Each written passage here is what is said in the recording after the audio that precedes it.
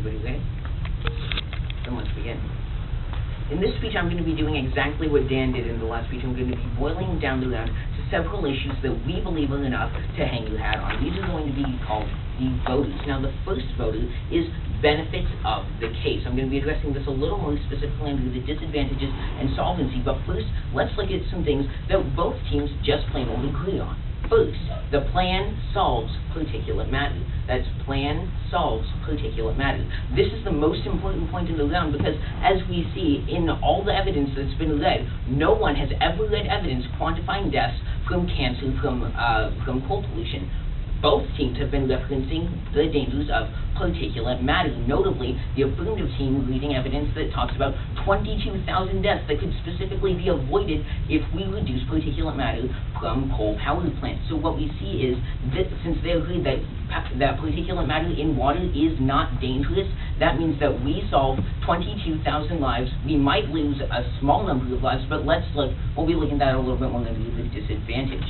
Now let's move down to specifically, I'm going to be addressing first the solvency point against the affirmative team's plan, that of solvency of how it's different for all plants. Now they dropped my point about how it's like taking your coal plant or your suit to a tailor. Now they also dropped the fact that all evidence that we read in the 1AC specifically talks about this. Let me read it to you. Quote, fine particulate pollution from electric utilities in the U.S. kills more than 24,000 people annually. Nearly 90% of all deaths from particulate matter could be avoided, well within the bounds of the reductions that would be realized by implementing the best available control technology, end quote, which is exactly what our plan does. So we see a specific piece of evidence that says 22,000 deaths would be solved by the reductions that we get specifically with the plan.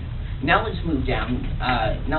Specifically to the disadvantages. Now the first disadvantage was that of water pollution. They talked about how talking about how it still hasn't happened, and we gave no examples, and it was a 2,000 times greater cancer risk.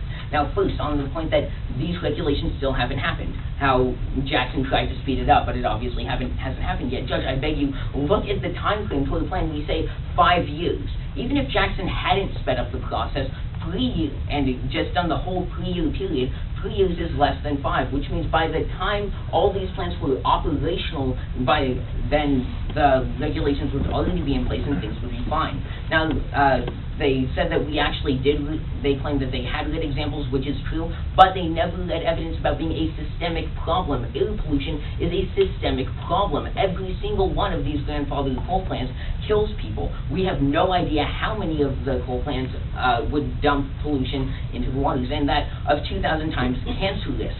That's in exposed areas. You might note that this is just going into the water, taking it out of the air and putting it into the water. This cancer risk still exists. It's just that the toxins are higher in the water now instead of the air. Now the last two disadvantages I'll be addressing right now. The first set of the whole coal process, talking about how air pollution will still kill. Again, if you look at my evidence from ABT in 2004, we see 22,000 out of 24,000 lives will be saved. And they said we're staying with coal. I'll be addressing this under the county plan. Then the point about carbon dioxide, how nuclear power is the lowest emitter. I just realized we had a major misstep here because they never showed you how reducing CO2 emissions from coal plants would lead to a significant reduction in global warming. They said, well, it's carbon dioxide causes global warming, and then therefore this must lead to a significant decrease in global warming. But we're missing that complete step in the plan. Now let's move down to specifically to the counter plan. This is where my second voting issue is, that of no competition. There is no reason why you would vote for the counter plan, and there's 4 reasons for this. First, compare the plan text. Judge, I beg you, ask for the plan text after you run for both the counter plan and the affirmative team's plan. You see that there's no competition. You can easily do both.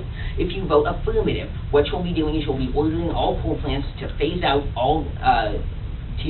install pollution controls within 5 years. You vote negative, you're voting them to be banned in 10 years and for nuclear loan guarantees and for all those things to happen.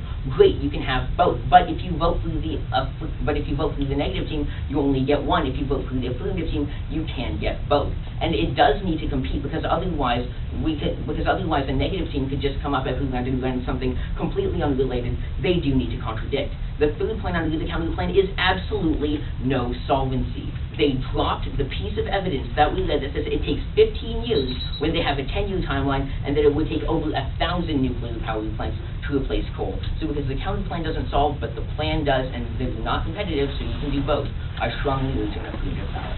Thank you.